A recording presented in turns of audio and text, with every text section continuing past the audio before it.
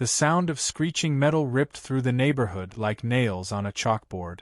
I dropped my coffee mug as I bolted toward the porch, the ceramic shattering behind me. Layla was shouting loudly. That wasn't like her. She never shouted unless something was seriously wrong. And what I saw froze my blood cold.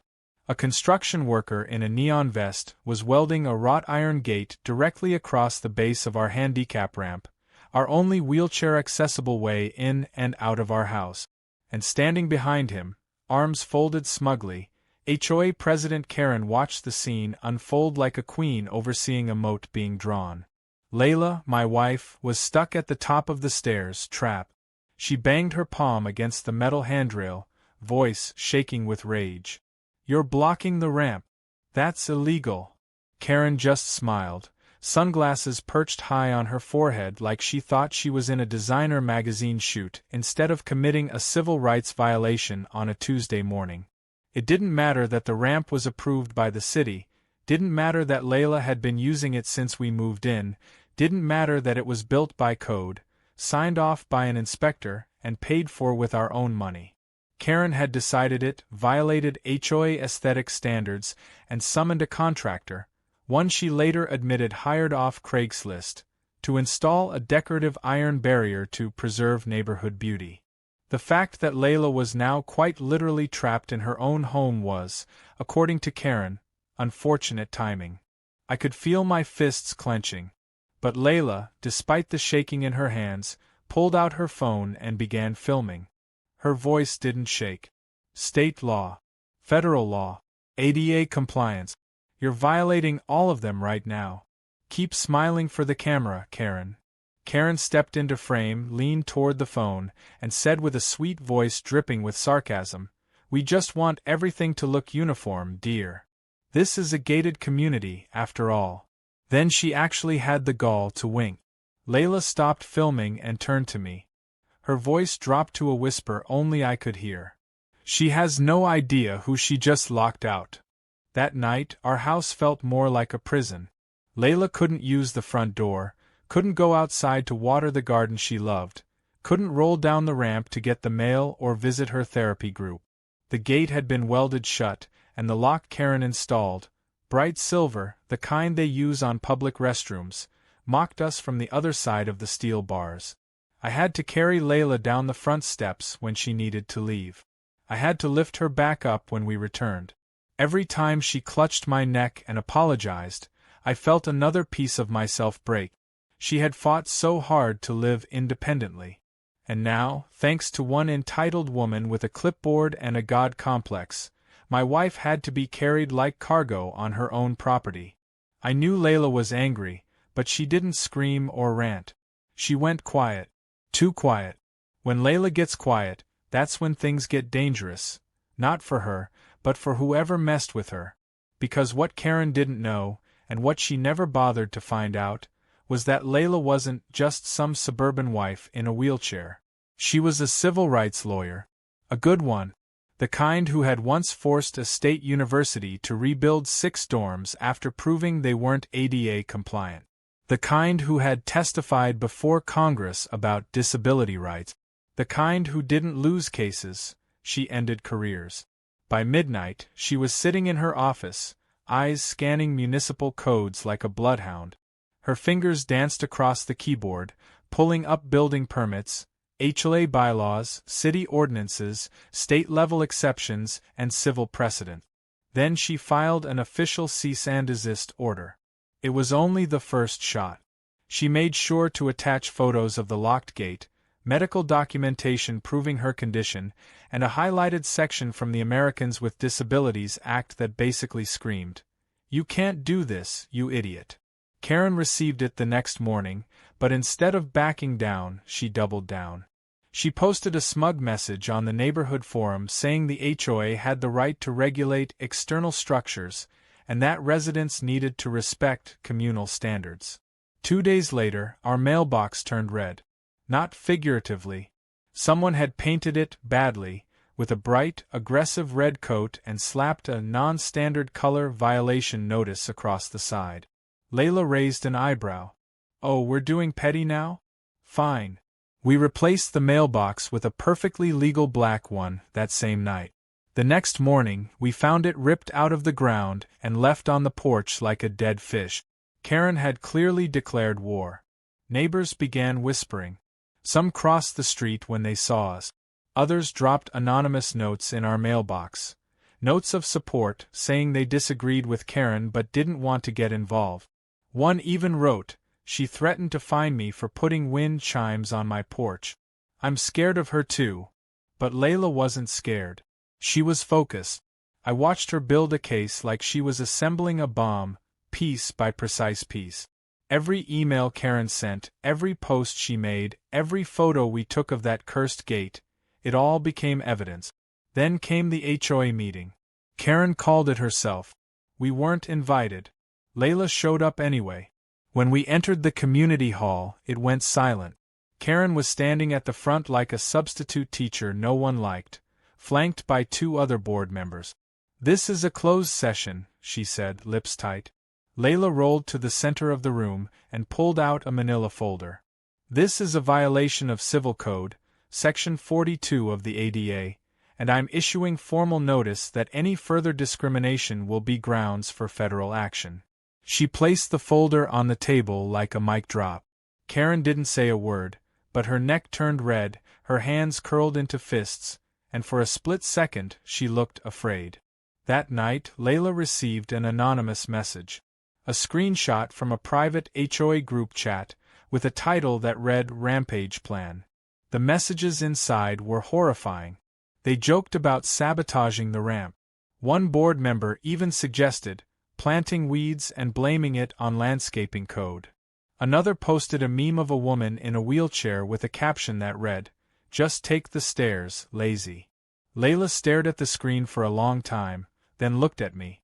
"This isn't just HOA drama anymore. This is a civil rights case now.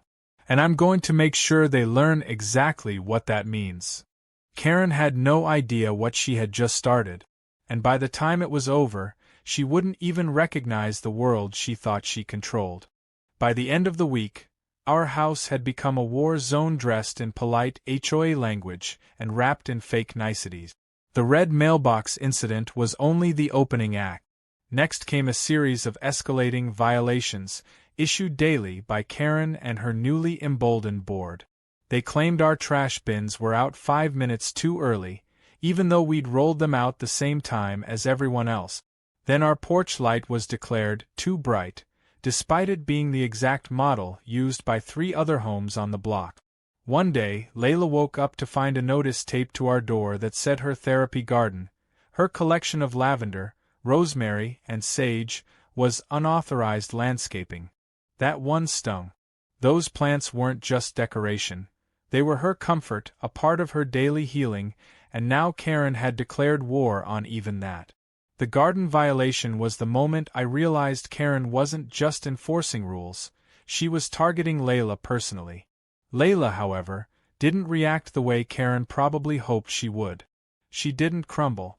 She didn't lash out emotionally. Instead, she began assembling legal paperwork with the precision of a surgeon. The language she used was calm but surgical, every sentence a scalpel slicing into the heart of HOA overreach. She filed a formal complaint with the city zoning board, then another with the state housing authority. She contacted the Department of Justice's Civil Rights Division and even reached out to the ACLU just to let them know a case might be incoming. I watched her turn into a force of nature, quiet, relentless, and impossible to stop. Her legal documents read like poems if poems could leave people bankrupt and humiliated. Karen, in her infinite arrogance, continued to provoke. She sent out a community-wide email stating that non-standard homeowners attempting to exploit federal loopholes were causing disharmony in the neighborhood. Layla read that line and let out a single short laugh, not out of amusement, but the kind of laugh that says, "You just handed me everything I needed." That same day, Layla filed an official federal lawsuit, citing discrimination under the Americans with Disabilities Act, violations of the Fair Housing Act, and intentional emotional distress. It wasn't just aimed at Karen, it named the entire HOA board. What no one knew was that Layla had been collecting more than just screenshots and pictures. She had been documenting Karen's group chats through a quiet but bold ally, Melissa, a longtime neighbor who had once been publicly berated by Karen for having a rainbow welcome mat. Melissa had finally had enough and started forwarding Layla everything. There were text messages mocking Layla's wheelchair, Karen saying things like, "Her ramp makes the street look like a hospital wing, and if she wants to sue, let her. She's just a housewife with a chip on her shoulder." That last one had Layla raising an eyebrow. A housewife? Interesting choice of words. She smiled and opened her LinkedIn profile, where her job title read, Senior Civil Rights Litigation Specialist, Federal Court Appointed. With the lawsuit filed and the documents served, the mood in the neighborhood shifted dramatically. People who had once avoided eye contact now stopped us on walks. Well, during the rare occasions we managed to leave through the back door, since the front was still locked behind Karen's iron gate. Some neighbors apologized. Others offered help. A few said, "I never liked her anyway." But Layla wasn't interested in personal apologies. She was after institutional accountability. And she wasn't done. Then came the real surprise. A local news reporter, Amanda, who covered city government and neighborhood drama with a flair for exposing the absurd, picked up the story. She reached out after receiving an anonymous tip, probably Melissa again. She showed up one afternoon with a small crew and asked Layla if she was willing to go on record. Layla agreed, but not without conditions. The interview would be held on our front porch with the locked gate clearly in the frame. The resulting footage was pure gold. Amanda panned slowly across the ramp, now visibly blocked by black metal bars and a silver padlock. Then the camera zoomed in on Layla, dressed sharply in her navy blazer, looking calm, intelligent, and commanding. She said, clearly and without hesitation, "This isn't just about me. This is about every disabled person who's ever been treated like an inconvenience. The law exists for a reason. And it applies here, just like it does anywhere else." Amanda nodded solemnly. By the time the report aired that evening, it was already going viral. The headline read, "HOA blocks disabled woman's ramp, civil rights lawsuit filed." The image of the locked gate with Layla behind it flooded social media. Karen, predictably, did not take it well.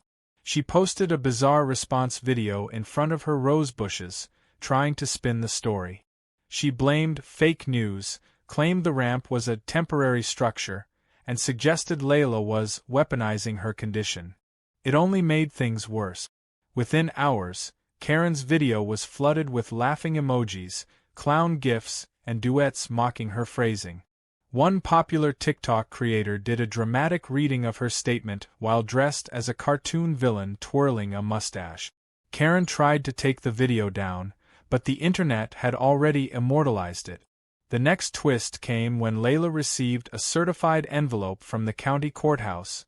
An emergency injunction hearing had been scheduled. The judge had seen the media coverage and fast-tracked the case. Karen would now have to explain her actions in front of a real judge, not just her HOA clipboard. Layla got quiet again. She spent the next 48 hours preparing. She didn't just gather legal citations.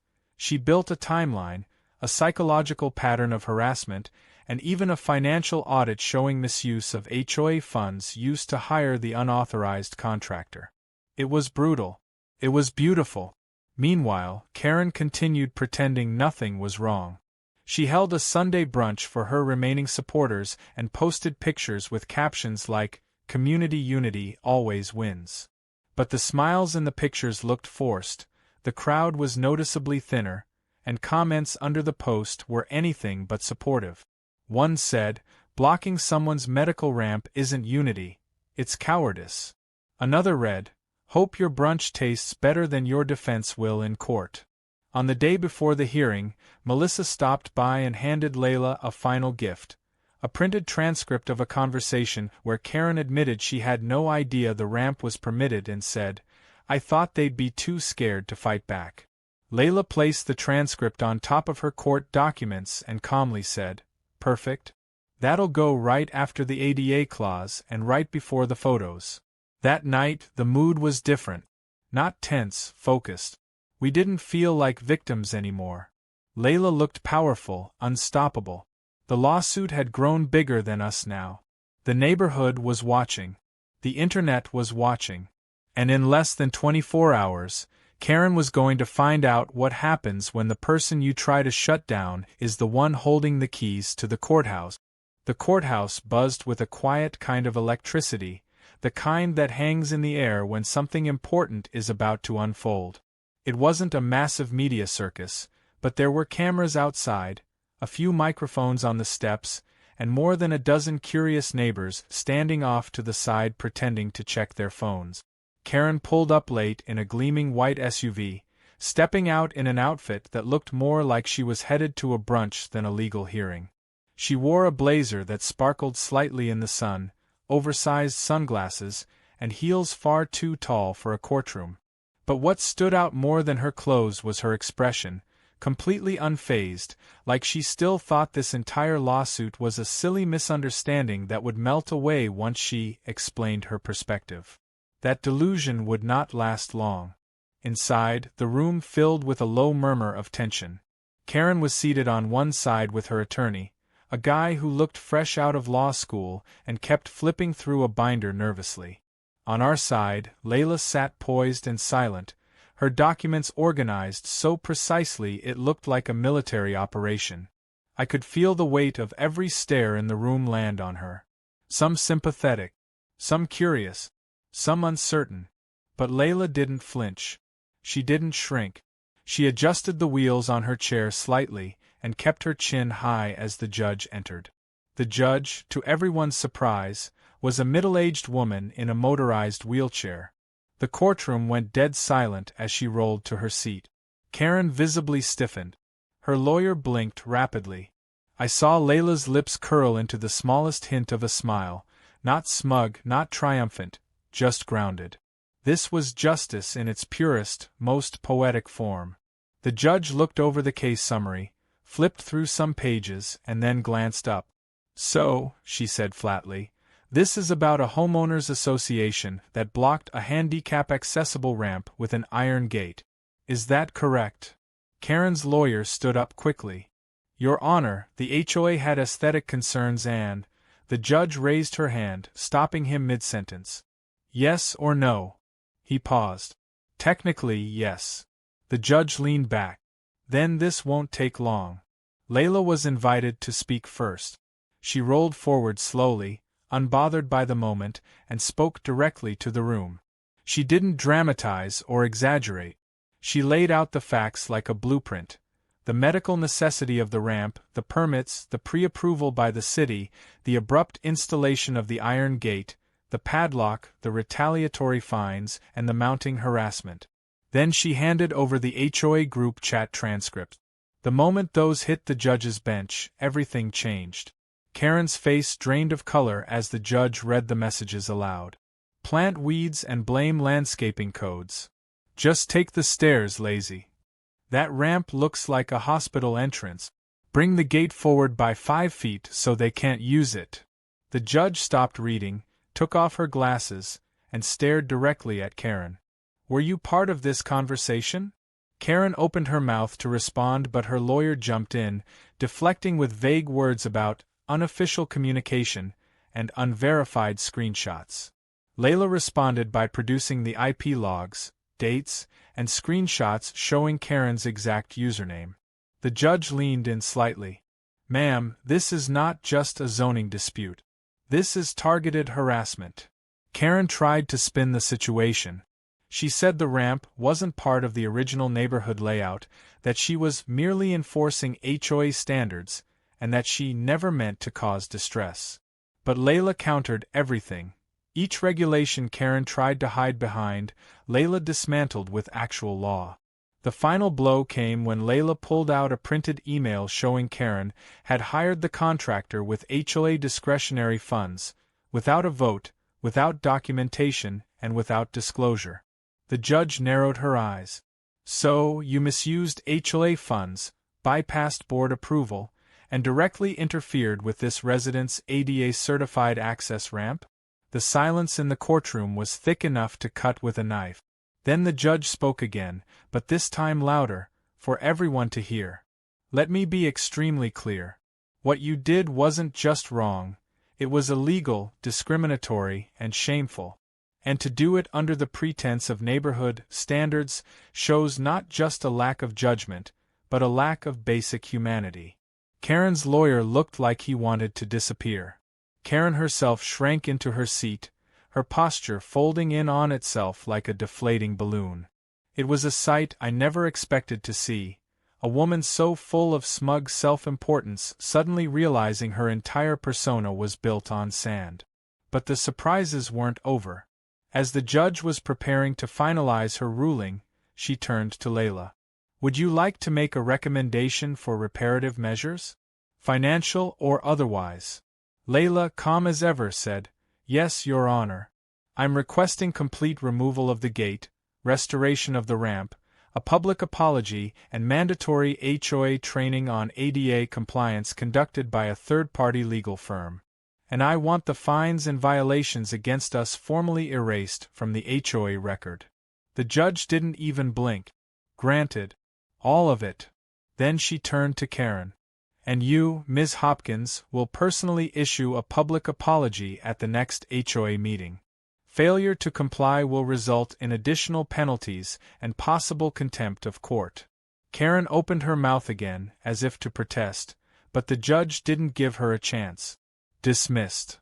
Outside the courtroom, the air felt 10 degrees lighter. Neighbors who had quietly attended the hearing now approached Layla to offer congratulations, apologies, and, for the first time, genuine respect. Even the news crew from earlier was there again. Amanda asked if Layla would like to give a follow-up interview. Layla declined politely, but offered one simple line on camera. This was never about revenge. It was about rights. And today, rights won. The clip aired that evening, and Karen's apology speech was scheduled for the next HOA meeting, which promised to be the most attended one in the neighborhood's history. Over the following days, Karen's grip on the community unraveled. Neighbors she once bossed around started demanding a formal board re-election. Several former allies on the HOA quietly resigned. The decorative iron gate was removed by a professional crew, and the ramp was restored to full function. But it wasn't just rebuilt, it was improved. A neighbor who ran a construction business offered to widen it, add new railings, and install solar-powered lights along the edges. Someone even planted flowers at the base, turning it into something that wasn't just functional, but beautiful. Karen, meanwhile, had vanished from the HOA forums. Her once daily announcements were gone. Her Facebook profile went private. The Rampage Plan group chat was shut down, and rumors started circulating that she was planning to move. Whether she did or not didn't really matter. Her authority had evaporated. Her influence had shattered. And her legacy would forever be tied to the day she tried to block a woman from leaving her own home and ended up being blocked from the very community she tried to control. The day of the HOA meeting arrived like the calm before a storm, except this time, everyone already knew the storm had a name, and it was Karen. Flyers had been distributed door to door by a newly formed residents committee, not affiliated with Karen's HOA rulebook, but determined to restore fairness in the neighborhood.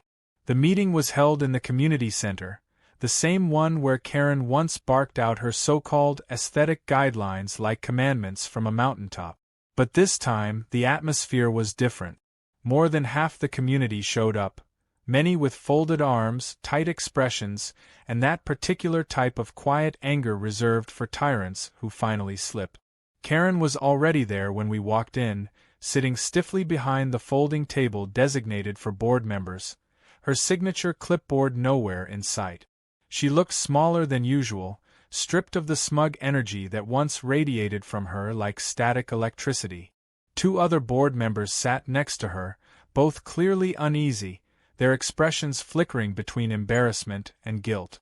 Layla rolled in without fanfare, dressed in calm blue, her posture relaxed, her expression unreadable. She didn't need to make an entrance. Everyone in the room knew what she'd done and why they were all there. The meeting began with the usual robotic reading of past minutes, but no one was listening. Everyone was waiting for one thing, the apology. When it came time, Karen stood slowly. She cleared her throat, looked down, then up, then down again. The words she had been forced to write, or perhaps coached to read, came out in flat, stilted sentences. I apologize to Mrs. Layla Harris and her husband for the events surrounding the ramp access.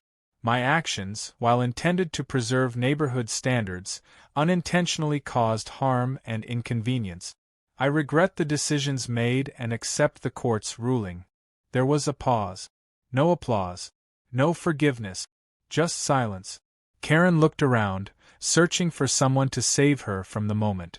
No one did. Then she sat, her hands trembling slightly on her lap. Layla didn't react. She didn't smirk. She didn't nod. She simply waited as the new agenda began, this time led by a resident named George, a retired firefighter who had once been fined by Karen for keeping his hose reel too visible. George addressed the group with a quiet authority, proposing new elections, new oversight policies, and, most importantly, mandatory accessibility compliance education for all board members. A round of applause broke out when he was finished. The vote passed unanimously. Karen didn't even raise her hand. What followed was a flurry of transformation. Within days, Layla began receiving emails from people across the neighborhood, some asking questions about ADA law, others requesting guidance on how to make their properties more accessible, and a few simply wanting to thank her. One neighbor, whose son used a walker, said she'd always felt too afraid to request a ramp until Layla stood her ground. Another mentioned they had a mother with limited mobility and would now be installing railings and ramps with confidence. It wasn't just a win for Layla anymore. It was a ripple effect. Then came the moment none of us expected. A local disability rights organization reached out after seeing the news coverage. They invited Layla to speak at an upcoming advocacy event. At first, she hesitated. She'd never considered herself an activist in the performative sense. She was a litigator, a strategist, someone who liked to work behind the scenes. But I encouraged her to do it. Not for the recognition, but because her voice could help people far beyond our HOA drama. She agreed, and I watched her speak to a room full of strangers with the same clarity and grace she'd used in court. She didn't just tell them what happened, she explained why it mattered, how easily people like Karen can weaponize bureaucracy to silence and isolate, and how the law is only as powerful as the people who are willing to enforce it. Her speech received a standing ovation. Back home, the neighborhood itself began to change in small, tangible ways. That rusted community mailbox, long left half-broken, was finally repaired. The tennis courts were reopened after Karen had locked them for excessive ball noise. A new committee was formed, made up of actual volunteers this time, not just Karen's hand-picked favorites, and they began focusing on improvements that mattered. Safety, accessibility, fairness. Karen's reign had ended, not with a dramatic exile, but with a complete loss of power. She remained in her house, but her influence had evaporated. She avoided eye contact when she walked her dog. Her once frequent circulars stopped arriving. The HOA forum, once dominated by her rants, now featured discussions about summer block parties and inclusive design ideas. The greatest surprise came when a few neighbors approached us with a gift. It was a handmade sign crafted from reclaimed wood, beautifully painted, with words carved into the surface. This ramp stands for all. They had planted it right next to the restored ramp, surrounded by flowers. The ramp itself had been upgraded with new weatherproof rails, gentle lighting, and even a small overhang to protect it from rain. Every time Layla rolled down it now, it wasn't just an exit, it was a symbol. One evening, as we sat on the porch watching the sun dip behind the trees, Layla looked out at the quiet street and asked, "Do you think she's learned anything?" I didn't answer right away. I didn't have to. Some people never change. But sometimes they don't need to. Sometimes it's enough that they lose the ability to hurt others. The power had been stripped away from Karen not because someone yelled louder, but because someone smarter and stronger knew how to fight back with truth and law. That was always Layla's real strength, not just her intelligence, but her refusal to be defined by anger or fear. She didn't burn Karen's kingdom down. She dismantled it piece by piece and replaced it with something better. A week later, we received another envelope, this time from a law journal requesting an article submission on Layla's case. It was a small thing, just a few pages in a quarterly publication, but Layla took it seriously. She spent the next few nights writing by the window, her notes stacked neatly, her expression focused and calm. She titled the piece Barriers, Both Seen and Unseen, and wrote not just about Karen's actions but about the broader issue of weaponized authority in small spaces, how power, when unchecked, becomes cruel even in the most mundane places. Her final sentence read, "The ramp outside my house was never just a ramp. It was a line in the sand, a declaration that we all deserve access, not just to spaces but to dignity." As summer approached, life began to feel normal again. Layla returned to her work, our home felt peaceful, and the neighborhood was no longer dominated by fear. Karen was still there, yes, but her power was not. And in her absence, something better had taken root. Not revenge, not humiliation, but real, meaningful change. And that, in the end, was the victory that mattered most. A month after the courtroom verdict, the neighborhood felt like it had shed an old skin. What used to be a tightly wound coil of silent tensions and passive-aggressive fines was now starting to resemble a real community. New voices began emerging. People who had kept their heads down for years suddenly started speaking up. Those who were once too intimidated by Karen's reign had discovered, through Layla's stand, that fear wasn't mandatory. Layla didn't just win a lawsuit. She sparked a transformation. Still, even with the victory echoing through the streets, there were quiet reminders that battles like this one left behind more than just new regulations and improved accessibility. One such reminder came in the form of a letter. Unlike the others Layla had received in recent weeks, thank-you notes from residents, invitations to speak, even requests from other communities asking for guidance. This one came in a plain envelope with no return address. Inside was a folded piece of paper with a single sentence, "You embarrassed this community, enjoy your ramp." There was no signature, no indication of who sent it, but we both knew it was someone who still nursed the same twisted ideas that had once given Karen power. Layla didn't flinch. She read it, folded it neatly, and placed it in a folder marked, "Ignorance." Then she went right back to writing her next op-ed on equity in suburban design. But life wasn't all tension and unresolved bitterness. There were moments of pure light, too. One morning, Layla rolled out to find a small group of kids drawing chalk flowers and hearts along the length of her ramp. A little girl with glasses and pigtails told her, "My brother uses a chair like yours. He says you're a superhero." Layla smiled, knelt forward slightly in her chair and said, "Tell your brother he's my hero, too." The girl beamed and ran off to keep drawing. That image, Layla surrounded by chalk art, smiling with sunlight catching her hair, stayed with me longer than any courtroom memory. Then came an unexpected call from a regional civil rights organization. They wanted to nominate Layla for a state-level advocacy award. Not for the lawsuit specifically, but for the larger impact she had made by standing up to institutional bullying in a place where people least expected it. Layla hesitated at first. She never did any of this for recognition. But after some nudging from me and a few kind-hearted neighbors, she agreed to attend the ceremony. It was held in the city auditorium, and as we walked in, Layla rolling slowly between rows of suits and dignitaries, I noticed something remarkable. It wasn't just lawyers and officials in attendance. There were families, teachers, construction workers, people from all walks of life who had heard her story and come to show support. When Layla accepted the award, she didn't use her speech to talk about the fight.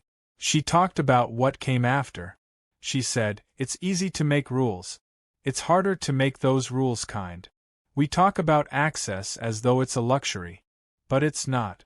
Access is how we say, you belong here. And when someone tries to take that away from you, you don't just defend your space. You defend the space for everyone who might come next.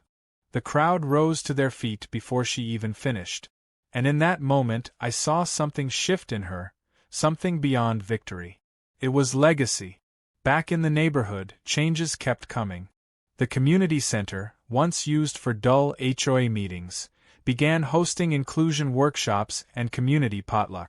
The new board ensured that the HOA guidelines were re-evaluated with fairness, practicality, and human decency in mind. They revised outdated clauses, removed vague language that could be exploited, and even added a section about respecting medical accommodations. But perhaps the biggest shift came in how people treated each other. Neighbors started checking in. They asked questions, not with suspicion, but with curiosity. And they offered help, not out of pity, but out of connection. One day, Layla was working in her therapy garden when Melissa, the whistleblower from the HOA group chat, stopped by with a wrapped package. It was a photo frame. Inside was a picture of Layla, sitting confidently in front of the gate before it was removed, her arms crossed, eyes steady. Melissa had added a caption in gold marker.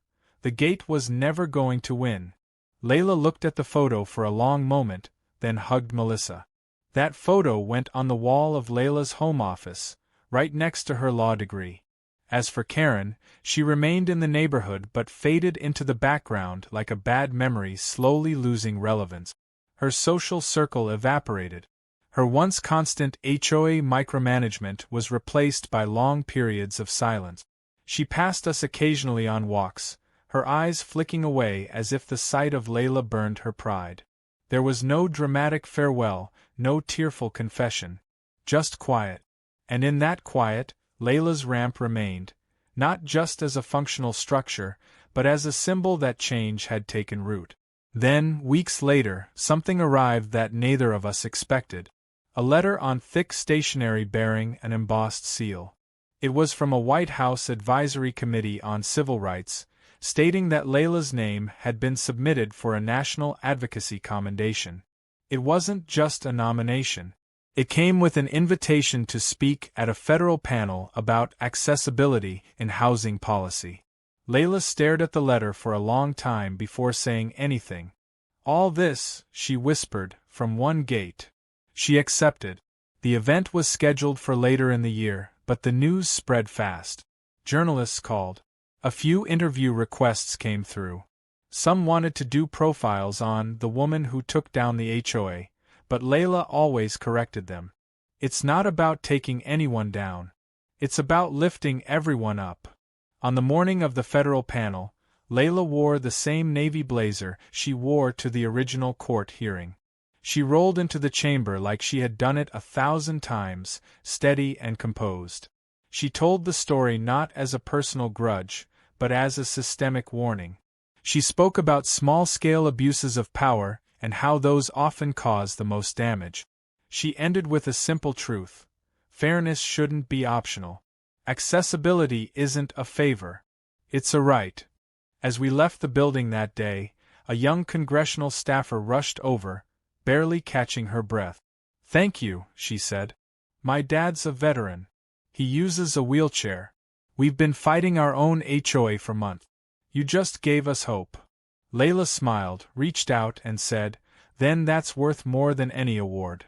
Back home, the ramp gleamed in the late afternoon sun. The flowers beside it bloomed brighter than ever. And the handmade sign still stood tall. "This ramp stands for all."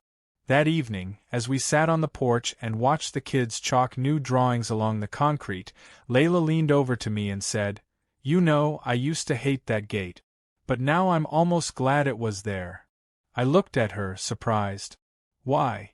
She grinned. "Because it showed us how strong we really are. And it showed them they can't stop us. Not ever again." And with that, she rolled down the ramp, free, unblocked, unstoppable.